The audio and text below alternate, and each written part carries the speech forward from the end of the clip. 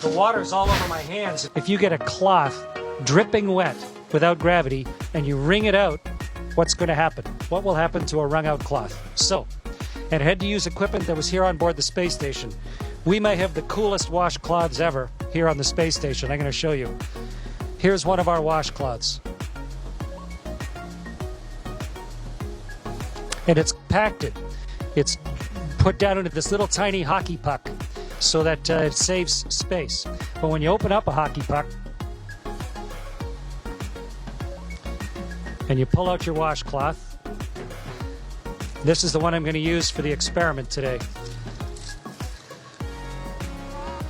And so when you open up your hockey puck and turn it into a washcloth, it was compressed in a great big vise somewhere. Okay, so here's my washcloth, like a magic trick.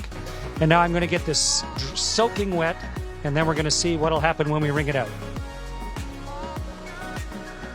Meredith and Kendra suggested that I dip this in a bag, but bags don't hold water in space, so instead I filled a water bag. This has drinking water in it. And I'm going to squirt a bunch of water into this washcloth.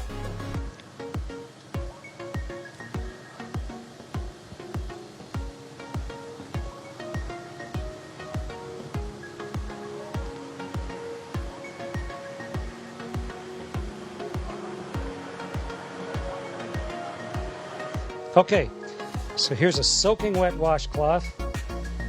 Get the microphone so you can hear me while I'm talking. And now let's start wringing it out. It's really wet.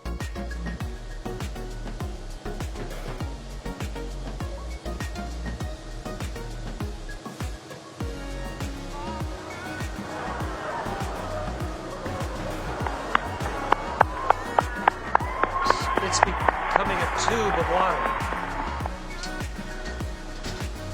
The water's all over my hands. In fact, it wrings out of the cloth into my hands. And if I let go of the cloth carefully, the water sort of has it stick to my hand. Okay, so the experiment worked beautifully. And the answer to the question is the water squeezes out of the cloth, and then because of the surface tension of the water, it actually runs along the surface of the cloth and then up into my hand, almost like you had Jello on your hands or gel on your hand, and it'll just stay there. Wonderful moisturizer on my hands. And the cloth doesn't really unravel itself.